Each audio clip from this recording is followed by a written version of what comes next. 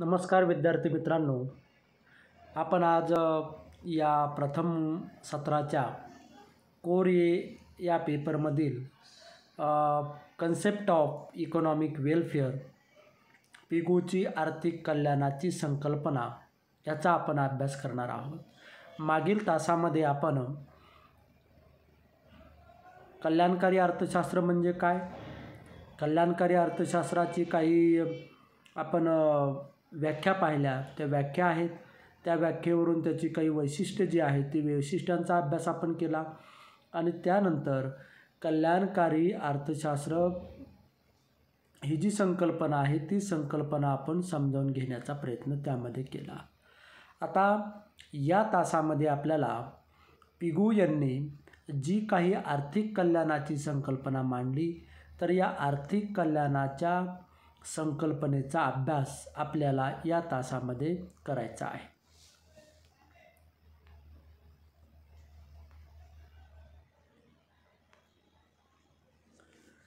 तर आपण ही जी संकल्पना आहे, पिगूंनी आर्थिक कल्याणाची जी संकल्पना मांडली त्या संकल्पनेचा अभ्यास करत असताना आपण सुरुवातीला जे काही यामध्ये बेसिक आहेत ते बेसिक आपण मूलभूत काही यामधील बाबी आहेत त्या बाबींचा आपण ओळख करून घेऊया.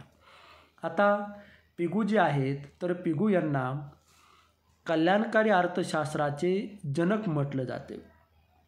जे काही कल्याणकारी अर्थशास्त्र आहे तर या कल्याणकारी अर्थशास्त्राचे जनक म्हणून प्राध्यापक पिगू यांचा उल्लेख केला जातो. जसे अर्थशास्त्राचे जनक ॲडम स्मिथ आहेत त्याच पद्धतीनं कल्याणकारी अर्थशास्त्राचे जनक हे प्राध्यापक पिगू आहेत. प्राध्यापक पिगू यांनी 1920मध्ये जो इकॉनॉमिक्स ऑफ वेलफेअर हा जो ग्रंथ लिहिला, ज्याला आपण मराठीमध्ये कल्याणाचे अर्थशास्त्र हा जो ग्रंथ लिहिला, तर या ग्रंथामध्ये त्यांनी ही जी संकल्पना आहे तर ही संकल्पना मांडलेली आहे. आणि एकूणच या ग्रंथामध्ये त्यांनी आपल्या अर्थशास्त्राविषयीचे जे विचार आहेत ते विचार या ग्रंथामध्ये मांडलेले आहेत. आणि मग आपण जी आज आर्थिक कल्याणाची संकल्पना पाहणार आहोत तर ही संकल्पनासुद्धा या पुस्तकामध्ये त्यांनी मांडलेली आहे, या ग्रंथामध्ये मांडलेली आहे. आता पिगू यांच्या मते काय आहे की उपभोक्ता दिलेल्या किमतीद्वारे उपयोगितेचे मापन हे करता येते. म्हणजे उपभोक्त्याने जी काही दिलेली किंमत असेल, वस्तू खरेदी करण्यासाठी जी दिलेली किंमत असते तर त्या किमतीद्वारे उपयोगितेचे मापन करता येते असा विचार पिगू यांनी गृहीत घेतलेला आहे किंवा मांडलेला आहे. आणि मग पिगू यांनी जी काही आर्थिक आपण ज्याला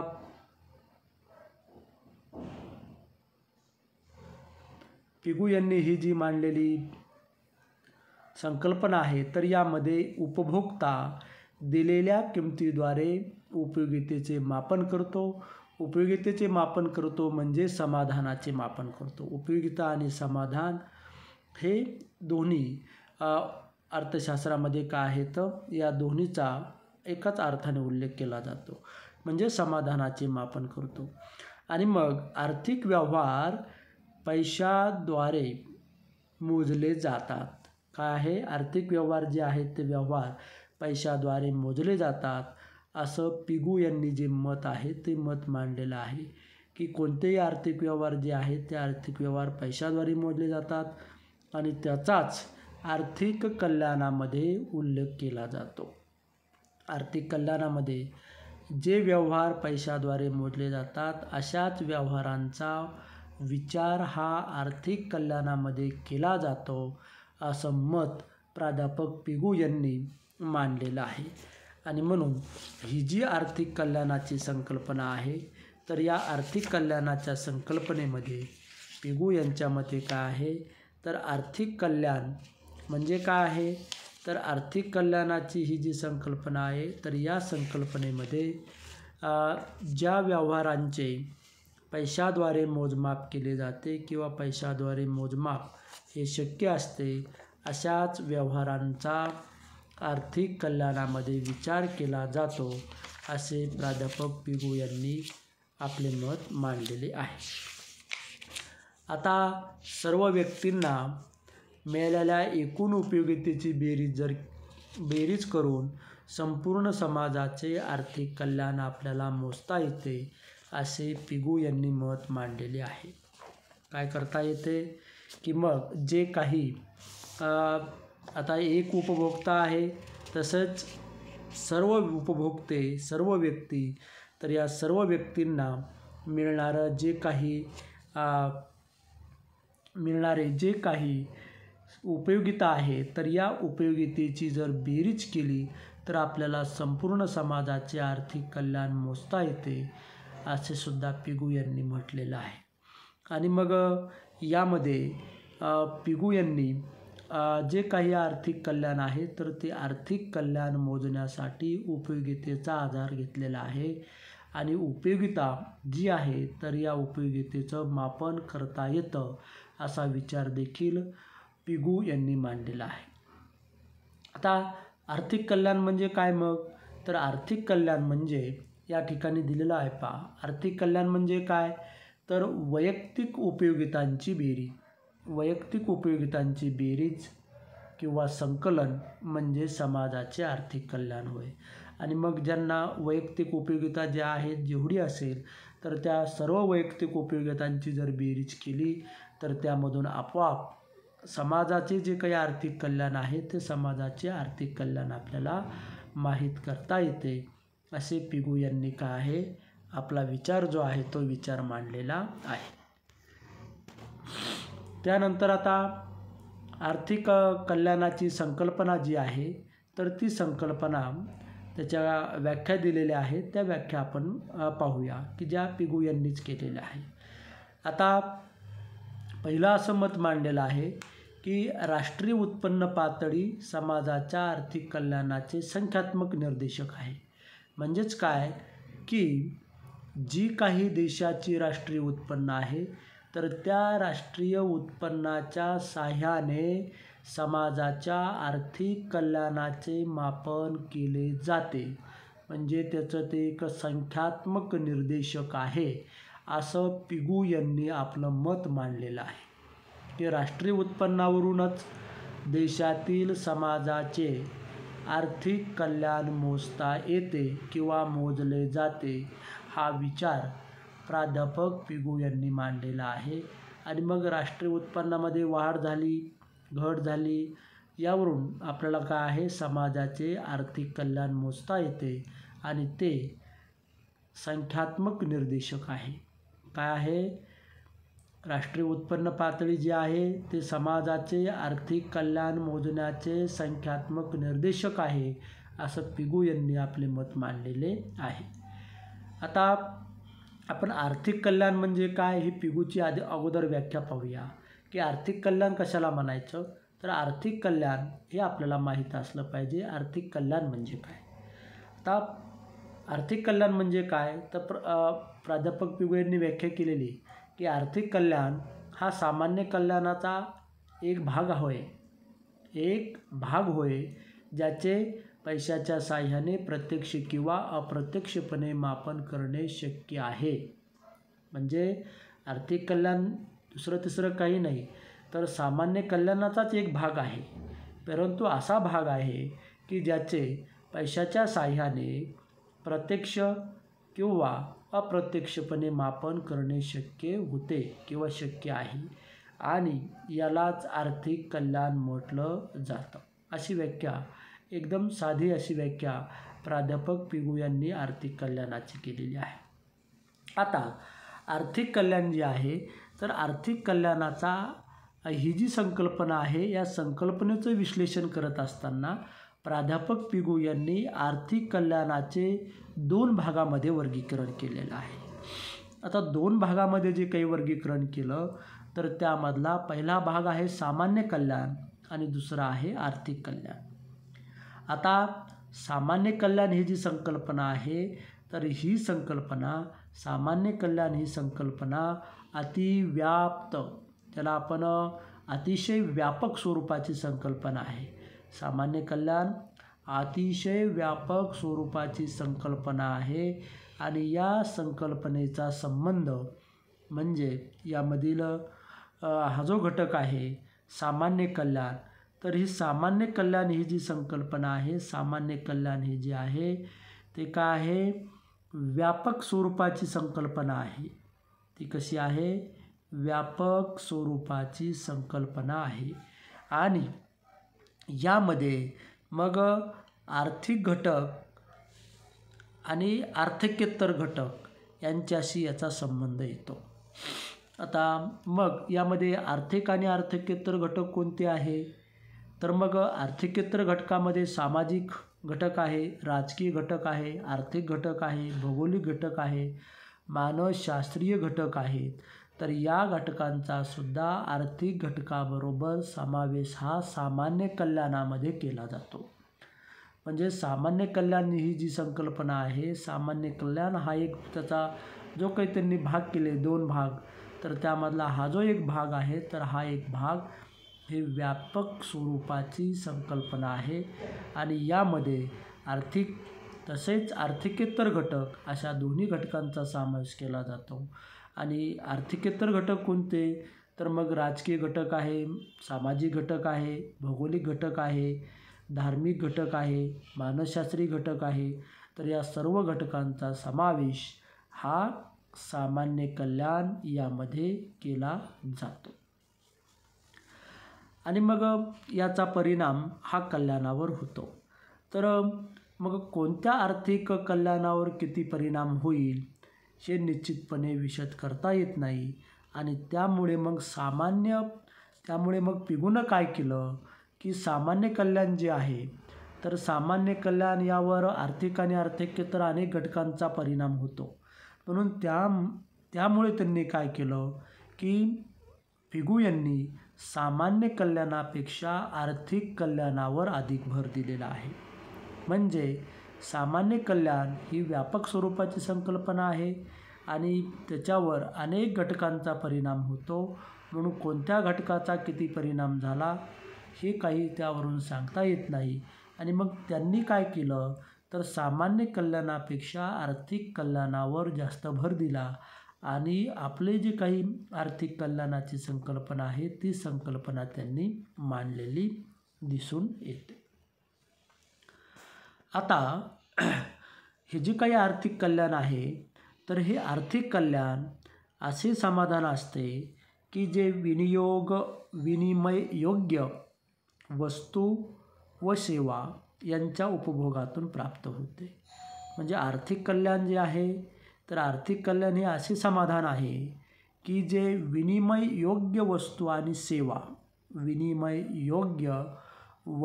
आणि सेवा यांच्या उपभोगातून प्राप्त होते.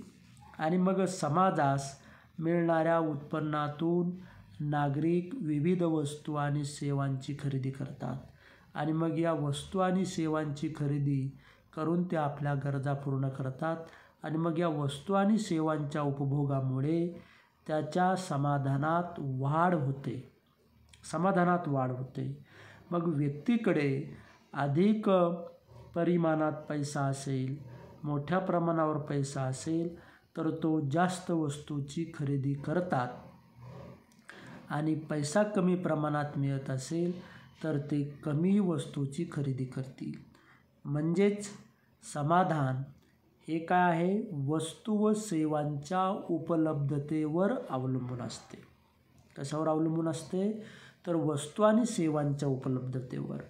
आणि मग यावरून आर्थिक कल्याण हे पैशाच्या साहाय्याने प्रत्यक्ष अथवा अप्रत्यक्षपणे मोजता येते, असं पिगू यांनी आपले मत मांडलेले आहे. आता मग ही जी आर्थिक कल्याणाची संकल्पना आहे, ती आर्थिक कल्याणाची संकल्पना मांडत असताना पिगू यांनी काही गृहीतक घेतलेली आहे. आणि मग त्या गृहीताच्या आधारावर आपल्याला ही जी संकल्पना आहे पिगूंनी, ती पिगूंनी मांडलेली संकल्पना अभ्यासत आहेत. आता यामध्ये आर्थिक कल्याणाची संकल्पना मांडत असताना पिगूंनी जे गृहीतक घेतले, तर त्यामध्ये पहिलं गृहीत असं आहे की महत्तम उपयोगिता मिळविणे हे उपभोक्त्याचे उद्दिष्ट असते. काय आहे? उपभोक्ता जो आहे, तर उपभोक्त्याचं उद्दिष्टच असतं की पहिलं उद्दिष्ट जे आहे, पहिली जे गृहीत आहे, तर त्या गृहीतामध्ये महत्तम उपयोगिता मिळवणे. आणि मग महत्तम उपयोगिता मिळवणे यासाठी मग उपभोक्ता काय करतो की त्याच्याकडे असणारी जी काही साधनसंपत्ती आहे, तर त्या साधनसंपत्तीच्या सहाय्याने तो महत्तम उपयोगिता मिळवण्याचा प्रयत्न करतो. म्हणजे कमीत कमी वस्तू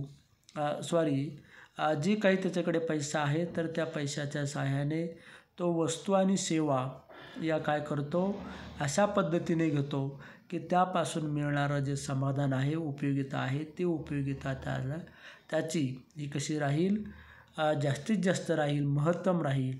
आणि मग त्या दृष्टीने प्रत्येक व्यक्ती जास्तीत जास्त समाधान, जास्तीत जास्त उपयोगिता प्राप्त करण्याच्या उद्देशाने उपभोग्य वस्तू व सेवा यावर तो काय करत असतो, खर्च करत असतो.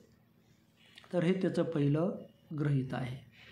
दुसरे गृहीत आहे की समाजातील वेगवेगळ्या व्यक्तींना वस्तूच्या समान संख्येपासून मिळणारे समाधान समान असते. म्हणजे समाजातील जे काही वेगवेगळ्या व्यक्ती आहेत, वेगवेगळे उपभोक्ते आहेत, तर या व्यक्तींना वस्तूच्या समान नगेपासून मिळणारे समाधान देखील कसं आहे, समान आहे. हे गृहीत धरलेलं आहे की प्रत्येक वस्तूंची जी काही संख्या आहे, त्या संख्येपासून त्याला समाधानसुद्धा काय आहे, समान प्रमाणामध्ये समाधान जे आहे ते समाधान मिळते. त्यानंतर आहे उपयोगितांची आंतरव्यक्तिगत तुलना करता येते. म्हणजे उपयोगिता जी आहे, उपभोक्त्यांना मिळणारी जी काही उपयोगिता आहे, तर ती उपयोगिता जी आहे, तर या उपयोगितेचे काय आहे, आंतरव्यक्तिगत तुलना करता येते. म्हणजे व्यक्तिमध्ये त्याची तुलना काय आहे, केली जाऊ शकते किंवा करता येते. आणि मग त्यामुळे काय होतं की उपयोगिता किंवा समाधान महत्तम करण्याकडे उपभोक्त्याचा कल असतो की जर अशी आंतरव्यक्तिगत जर तुलना करता आली, तर त्यामुळे मग उपयोगिता किंवा समाधान महत्तम करण्याकडे उपभोक्त्याचा कल आपल्याला दिसून येतो. आणि सर्वात शेवटी एक गृहीत महत्त्वाचं आहे की पैशाची सीमांत उपयोगिता घटत जाते. म्हणजे पैशाची सीमांत उपयोगिता जी आहे, ती सीमांत उपयोगिता घटत जाते. म्हणजे व्यक्तीकडे असलेल्या पैशाच्या साठ्यात जसजशी वाढ होत जाते, तसतसे वाढलेली पैशाची सीमांत उपयोगिता कमी वाटत जाते. म्हणजे कमी कमी होत जाते. म्हणजे गरीब व्यक्तीला पैशाची सीमांत उपयोगिता जास्त वाटते आणि श्रीमंत व्यक्तीला पैशाची सीमांत उपयोगिता कमी वाटते. यावरून प्राध्यापक पिगो यांनी महत्तम कल्याण प्राप्त करण्यासाठी श्रीमंताकडून गरिबाकडे पैशाचे स्थानांतरण कसे करावे असे सुचवलेले आहे. स्थानांतरण करावे असे सुचवलेले आहे.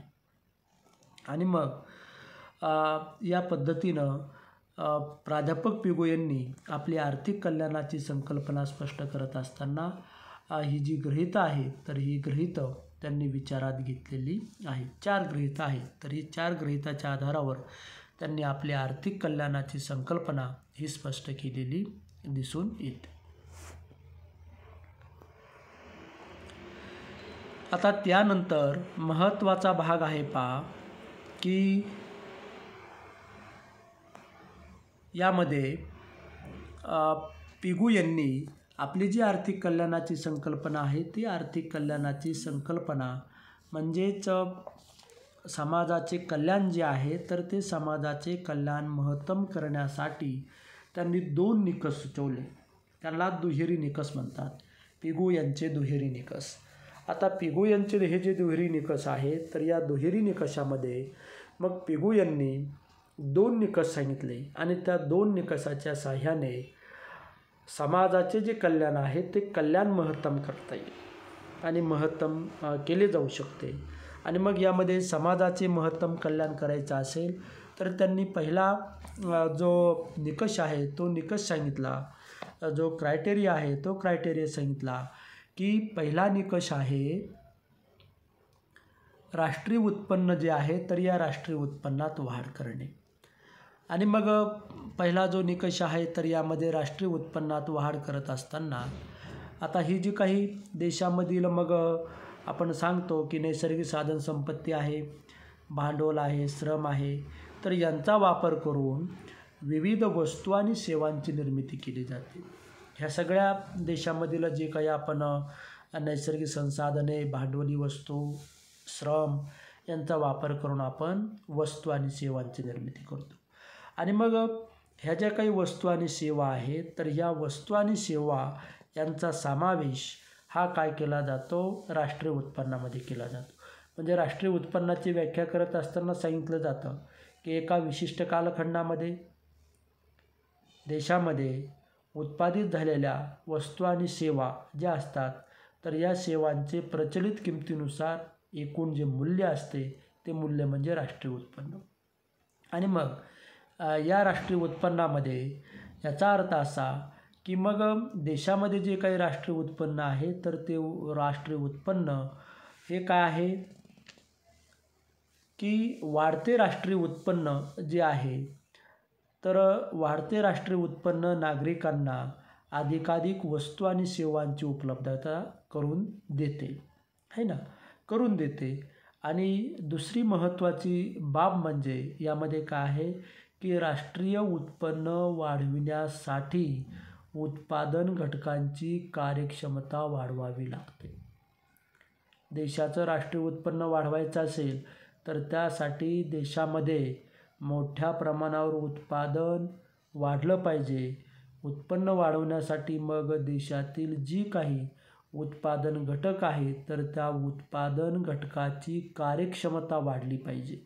आणि मग कार्यक्षमता ही जर आपल्याला वाढवायची असेल तर मग त्या उत्पादन घटकांना लागणारे जे काही वेगवेगळ्या वस्तू असतील, सेवा असतील तर त्या वस्तू, सेवा यांची उपलब्धता ही देशामध्ये झाली पाहिजे. आणि मग उद्योग संस्था ज्या आहेत त्या पर्याप्त उत्पादन काय आहे त्याच्या साहाय्याने करू शकतील. आणि थोडक्यामध्ये काय तर सामाजिक कल्याण महत्तम करण्यासाठी देशातील राष्ट्रीय उत्पन्नात वाढ करणे आवश्यक आहे. हा पहिला निकष पिगू यांनी समाजाचे कल्याण महत्तम करण्यासाठी सांगितलेला आहे. आता दुसरा निकष जो आहे यालाच लागून आहे की जे काही देशामध्ये राष्ट्रीय उत्पन्नात वाढ झाली तर त्यानंतर दुसरा निकष सांगितला की राष्ट्रीय उत्पन्नाचे समान वितरण झाले पाहिजे. म्हणजे नुसतं राष्ट्रीय उत्पन्न वाढवून गरजेचं नाही. देशामध्ये जे काही राष्ट्रीय उत्पन्न आहे त्या राष्ट्रीय उत्पन्नामध्ये वाढ करणं हे तर महत्त्वाचं आहे, परंतु हे जे वाढलेलं उत्पन्न आहे तर त्या उत्पन्नाचे समान वितरण होणे सुद्धा आवश्यक आहे. आणि मग या राष्ट्रीय उत्पन्नाचे जे काही वितरण आहे ते वितरण समान झाले पाहिजे. समान झाले म्हणजे काय झालं पाहिजे की मग जेवढ्या उत्पादन घटकांनी त्यामध्ये सहभाग नोंदविलेला आहे तर त्यांचा मोबदला त्यांना मिळाला पाहिजे. आणि मग हे जे काही उत्पन्न आहे तर या उत्पन्नामध्ये मग आपण पाहतो की कमी संख्येने असलेल्या श्रीमंताचा समूह राष्ट्रीय उत्पन्नाचा जास्त हिस्सा मिळवतो, है ना. आपल्या देशामध्ये विषम प्रमाणामध्ये राष्ट्रीय उत्पन्नाचे विषम वाटप जर झालं तर त्यामधून काय घडून येतं की श्रीमंत व्यक्तीला उत्पन्नाचा जास्त हिस्सा मिळतो आणि गरीब व्यक्तींना राष्ट्रीय उत्पन्नाचा कमी हिस्सा मिळतो, कमी भाग मिळतो. आणि मग यामुळे काय होतं तर मग सामाजिक उत्पन्नाची जी काही पातळी आहे ती आपल्याला निम्न राहिलेली दिसून येते. आणि मग राष्ट्रीय उत्पन्नाचा जो काही जास्तीचा भाग आहे, तर तो जास्तीचा भाग हा श्रीमंत व्यक्तीऐवजी गरीब व्यक्तींना जास्त मिळाला पाहिजे आणि श्रीमंत व्यक्तींना कमी मिळाला पाहिजे. आणि म्हणून मग महत्तम सामाजिक कल्याणासाठी राष्ट्रीय उत्पन्नाचे समान वितरण हे झाले पाहिजे. याचाच अर्थ असा आहे की उत्पन्नाचे स्थानांतरण श्रीमंताकडून गरिबाकडे झाले पाहिजे. आणि मग याचा परिणाम असा होईल की गरिबांच्या अनेक गरजांची तीव्रता ही जास्त असते आणि ते आवश्यक गरजावर खर्च करतात, आवश्यक गरजा त्या पूर्ण करण्याचा प्रयत्न करतात आणि यातून आपोआपच सामाजिक जे कल्याण आहे, तर ते सामाजिक कल्याण महत्तम करता येईल. यासाठी नुसतं राष्ट्रीय उत्पन्नात वाढ होऊन गरजेचं नाही, तर जे काही राष्ट्रीय उत्पन्न वाढलेलं आहे त्या राष्ट्रीय उत्पन्नाचे समान वितरण हे समाजातील वेगवेगळ्या घटकामध्ये झाले पाहिजे, असा दुसरा निकष प्राध्यापक पिगू यांनी सांगितलेला आहे. त्यानंतर आता हा जो आर्थिक कल्याणाचा निकष, आर्थिक कल्याणाचे जे काही विश्लेषण आहे, संकल्पना मांडली, त्या संकल्पनेवर काही अर्थशास्त्रज्ञांनी ह्या टीकासुद्धा केलेल्या आहेत की मग जे काही प्राध्यापक पिगू यांनी मांडलेली आर्थिक कल्याणाची संकल्पना आहे, तर या संकल्पनेवर काही टीका या वेगवेगळ्या अर्थशास्त्रज्ञांनी केलेल्या आहे. आता पहिली टीका अशी आहे यामध्ये की प्राध्यापक पिगू यांचे आर्थिक कल्याणाचे विश्लेषण जे आहे, तर हे आर्थिक कल्याणाचे विश्लेषण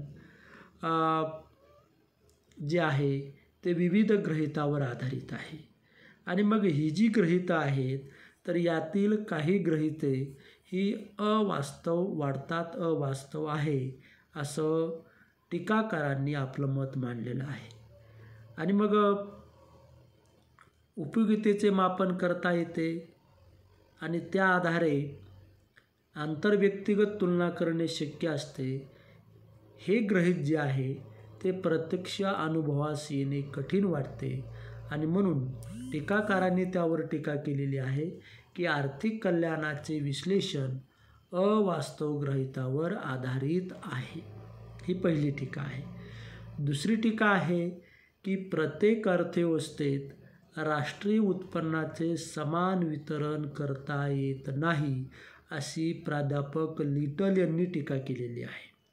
की आपण पाहतो की प्रत्येक अर्थव्यवस्था, कोणत्याही अर्थव्यवस्थेचं आपण जर उदाहरण घेतलं तर त्या अर्थव्यवस्थेमध्ये राष्ट्रीय उत्पन्नाचे वितरण जे आहे ते समान प्रमाणात होईलच असं नाही, किंवा करता येते किंवा केले जाते असं नाही. आणि मग यामध्ये विशेषतः भांडवलशाही अर्थव्यवस्थेसाठी विश्लेषण गैरसोयीचे आहे. भांडवलशाही अर्थव्यवस्थेमध्ये असं घडून येत नाही. भांडवलशाही अर्थव्यवस्थेमध्ये राष्ट्रीय उत्पन्नाचं वितरण करत असताना जास्तीत जास्त हिस्सा भांडवलदार वर्गाकडे जातो आणि त्यामुळे मग भांडवलशाही अर्थव्यवस्थेमध्ये प्राध्यापक लिटल यांच्या मते हे जे विश्लेषण आहे ते विश्लेषण गैर लागू ठरते, ते त्या ठिकाणी लागू पडत नाही, अशी टीका प्राध्यापक लिटल यांनी केलेली आहे. त्यानंतरची टीका आहे की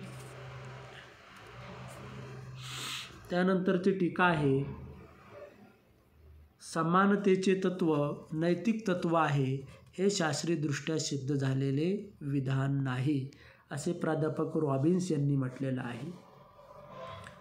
म्हणजे पिगू यांनी जे काही समानतेचे तत्व जे आहे, तर या समानतेच्या तत्वाचा त्यांनी उल्लेख केला की समानतेचे तत्व हे नैतिक तत्व आहे. आणि मग हे शास्त्रीयदृष्ट्या, ज्याला आपण सायन्सच्या दृष्टीने म्हणू, तर शास्त्रीयदृष्ट्या हे सिद्ध झालेलं विधान नाही, अशी टीका प्राध्यापक रॉबिन्स यांनी केलेली आहे. आणि म्हणून समानतेचे तत्व हे नैतिक तत्व आहे, तर याला आणखीन काही शास्त्रीय तसा पाठबळ त्याला मिळालेलं नाही. आणि अशी टीका प्राध्यापक रॉबिन्स यांनी केलेली आहे. त्यानंतरची टीका आहे, आर्थिक व आर्थिकेतर असे कल्याणाचे विभाजन करणे अयोग्य आहे, अशी टीका प्राध्यापक मुजुमदार यांनी केलेली आहे. आणि मग कल्याणाचं विभाजन करत असताना, आर्थिक कल्याणाची संकल्पना मांडत असताना प्राध्यापक पिगू यांनी मत मांडलं की कल्याणाचे 2 भाग आहेत आणि त्यामध्ये एक सामान्य कल्याण आणि दुसरा आर्थिक कल्याण. आता मग सामान्य कल्याण जे आहे तर कल्याणाचे आर्थिक आणि आर्थिकेतर असे जे काही कल्याणाचे विभाजन केले, तर हे जे विभाजन आहे तर हे विभाजन यावरच प्राध्यापक मुजुमदार यांनी आक्षेप घेतला आणि मग त्यांच्या मते या दोन्हीमध्ये घनिष्ठ संबंध आहे, तर यांचं विभाजन करता येत नाही आणि म्हणून ही सुद्धा यावर टीका केली जाते. त्यानंतर राष्ट्रीय उत्पन्न जे आहे तर राष्ट्रीय उत्पन्नातील वाढीमुळे किमती वाढतील, मात्र चलनात वाढ होईल असे नाही. आणि मग राष्ट्रीय उत्पन्न जे आहे, राष्ट्रीय उत्पन्न वाढत असताना किमतीत वाढ झाल्यास केवळ मौद्रिक उत्पन्न वाढेल. केवळ काय आहे, मौद्रिक उत्पन्न वाढेल, परंतु कल्याणात वाढ होईलच असं काही सांगता येत नाही. राष्ट्रीय उत्पन्नातसुद्धा वाढ झाल्यामुळे किमती वाढतील आणि मग किमती वाढल्यामुळे मौद्रिक उत्पन्न वाढेल, केवळ मौद्रिक उत्पन्न वाढेल, परंतु कल्याणामध्ये वाढ होईल असे काही सांगता येत नाही. आणि मग वाढत्या किमतीचा उपभोग्य खर्चावर प्रतिकूल परिणाम झाल्यास महत्तम आर्थिक कल्याण होणार नाही, तर त्यामुळे आर्थिक जे काही कल्याण आहे ते कल्याण राष्ट्रीय उत्पन्न वाढलं तरी वाढेलच असं काही नाही, अशी सुद्धा यावर टीका केली जाते. तर अशा प्राध्यापक पिगू यांच्या जी काही कल्याणाची संकल्पना आहे त्या संकल्पनेवर टीका हे केलेल्या असलेल्या दिसून येतात. आता पिगू यांनी ही जी आर्थिक कल्याणाची संकल्पना मांडली, तर या आर्थिक कल्याणाची संकल्पना मांडत असताना मांडलेली जी काही संकल्पना आहे तर त्या संकल्पनेचे मापन करत असताना काही अडचणी ह्या निर्माण होतात. आणि मग आर्थिक कल्याणाची जी काही संकल्पना आहे ती संकल्पना मांडली, परंतु या आर्थिक कल्याणाचं मापन करत असताना त्यामध्ये काही अडचणी निर्माण होतात आणि त्या अडचणी आपण पाहूया. आता पहिली अडचण अशी आहे की समाधान ही सापेक्ष बाब आहे. समाधान ही काय आहे, सापेक्ष बाब आहे. सापेक्ष म्हणजे काय, प्रत्येक व्यक्तीनुसार त्यामध्ये बदल झालेला दिसून येतो. समाधानामध्ये काय आहे, प्रत्येक व्यक्तीनुसार समाधानामध्ये बदल घडून येतो, बदल होतो. म्हणजे ती व्यक्तिपरवेक्ष ती भिन्न भिन्न आहे. प्रत्येक व्यक्तीनुसार समाधानाची संकल्पना वेगळ्या, त्याच्या समाधानाच्या त्याचे घटक असतील, त्याचे विचार असतील, हे वेगवेगळे आहेत. म्हणून समाधान ही सापेक्ष बाब आहे.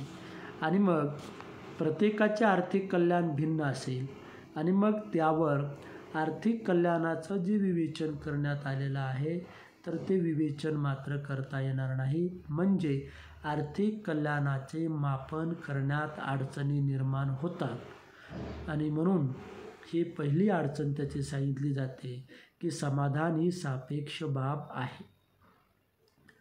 त्यानंतर दुसरी अडचण अशी आहे की उपयोगिता ही जी आहे तर उपयोगिता ही बाब मानसिक स्थितीशी संबंधित आहे. कोणत्या व्यक्तीला किती उपयोगिता मिळाली, जसे समाधान ही सापेक्ष बाब आहे तसंच उपयोगिता, प्रत्येक वस्तूपासून मिळणारी उपयोगिता ही सुद्धा त्या त्या व्यक्तीच्या मानसिक स्थितीशी तिचा संबंध असतो. आणि त्यामुळे वस्तू व सेवापासून नेमकी उपयोगिता व समाधान किती प्रमाणात किती प्राप्त झाले हे ठरविता येत नाही.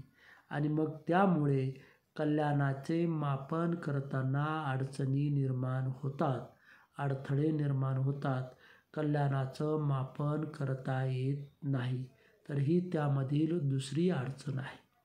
त्यानंतर पैशाच्या बाबतीत घटत्या सीमांत उपयोगितेचा नियम उशिरा लागू पडतो. जसं आपण पाहतो की वेगवेगळ्या वस्तू आहेत, वेगवेगळ्या वस्तूंचा साठा जर सातत्याने वाढत गेला तर त्या वाढीव साठ्यापासून मिळणारं समाधान हे काय होतं, घटत जातं, कमी कमी होत जातं. म्हणून पैसा त्याला अपवाद आहे. पैसा का अपवाद आहे? कारण कोणत्याही व्यक्तीला किती पैसा आला तर त्यापासून त्याला त्याचं जे समाधान आहे ते समाधान कमी मिळतं का? नाही. तर जितका पैसा येईल त्याच्याकडे तर तितकं त्याचं समाधान त्यापासून मिळणारी उपयोगिता वाढत जाते. म्हणून पैशाच्या बाबतीत घटत्या सीमांत उपयोगितेचा नियम हा खूप उशिरा, त्याला आपण उशिरा लागू पडतो आणि म्हणून मग त्यामुळे सुद्धा आर्थिक कल्याणाचं मापन करत असताना अडचणी निर्माण होऊ शकतात. त्यानंतर आहे पैशाचे मूल्य अस्थिर असते. पैशाचे मूल्य काय आहे? अस्थिर असते. किंमत पातळीत बदल झाल्यास पैशाचे मूल्य बदलते. मग मंदीमध्ये पैशाचं मूल्य, भाववाढीमध्ये पैशाचं मूल्य, म्हणजे प्रत्येक जे काही व्यापार चक्र आहे तर या व्यापार चक्रामध्ये पैशाचं मूल्य स्थिर राहत नाही आणि त्याचा परिणाम मग आर्थिक कल्याणावर होतो आणि परिणामी कल्याणाचे मोजमाप करणे कठीण होते किंवा अडचणी निर्माण होतात. त्यानंतर आहे की कल्याण ही संकल्पना आर्थिक व आर्थिकेतर घटकांनी प्रभावित झालेली आहे. कल्याण ही संकल्पना काय आहे? आर्थिक आणि आर्थिकेतर घटकांनी प्रभावित झालेली आहे. मग कल्याणाचे मुद्रेच्या साहाय्याने प्रत्यक्ष अप्रत्यक्ष मापन करता येत असले तरी आर्थिकेतर घटकामुळे आर्थिक कल्याणावर परिणाम होत असतो आणि मग हे आर्थिकेतर जे घटक आहे तर त्याचं मापन मात्र करता येत नाही आणि म्हणून आर्थिक कल्याणाची संकल्पना जी मांडली तर त्यामध्ये कल्याण ही संकल्पना आर्थिक आणि आर्थिकेतर घटकाने प्रभावित असते आणि त्यामुळे सुद्धा आर्थिक कल्याणाच्या मापनात अडचणी निर्माण होतात. आणि शेवटी एक आहे की कोणताही समाज आर्थिकदृष्ट्या एकसंध नसतो आणि मग तसेच इतर विविध घटकामुळे समाजात अनेक स्तर दिसून येतात. तो काही एकसंध नसतो आणि मग अनेक स्तर जसे आपल्याला दिसून येतील तर त्या स्तरानुसार सुद्धा त्याचे हितसंबंध हे भिन्न भिन्न असतात. मग प्रत्येक स्तरानुसार त्याचे हितसंबंध जर भिन्न असतील तर परिणामी मग राष्ट्रीय पातळीवर सामाजिक कल्याणाचे मापन करणेच अडचणीचे बनते. म्हणजे जर त्याचं हितसंबंध भिन्न असतील तर मग ज्या राष्ट्रीय उत्पन्नाच्या आधारावर आपण आर्थिक कल्याणाचे मापन करतो तर ते आर्थिक कल्याणाचे मापन करण्यामध्ये अडचणी निर्माण होतात. असं सुद्धा एक अडचण ही यामध्ये सांगितली जाते. तर अशा वेगवेगळ्या आर्थिक कल्याणाचे मापन करत असताना अडचणी निर्माण होतात. तर त्या अडचणीचा आपण अभ्यास केलेला आहे. अशा 6 अडचणी आहेत. तर अशा पद्धतीनं आपण प्राध्यापक पिगू यांची आर्थिक कल्याणाची जी संकल्पना आहे ती संकल्पना अभ्यासली आणि मग आर्थिक कल्याणाची यावर टीका जरी केल्या जात असल्या तरी सर्वात प्रथम आर्थिक कल्याणाविषयीचा जो काही कल्याणकारी अर्थशास्त्रामध्ये जी काही संकल्पना आहे ती संकल्पना ही महत्त्वाची किंवा मूळ संकल्पना असल्यामुळे तिचे महत्त्व हे कमी होत नाही.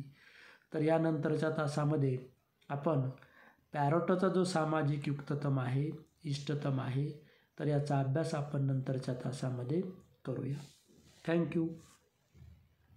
आणि या व्हिडिओ लेक्चरमध्ये काही अडचणी असतील तर त्या आपण क्लासरूमच्या कमेंट बॉक्समध्ये त्या अडचणी नोंदवा. त्या अडचणी सोडवण्याचा प्रयत्न हा केला जाईल. थँक्यू.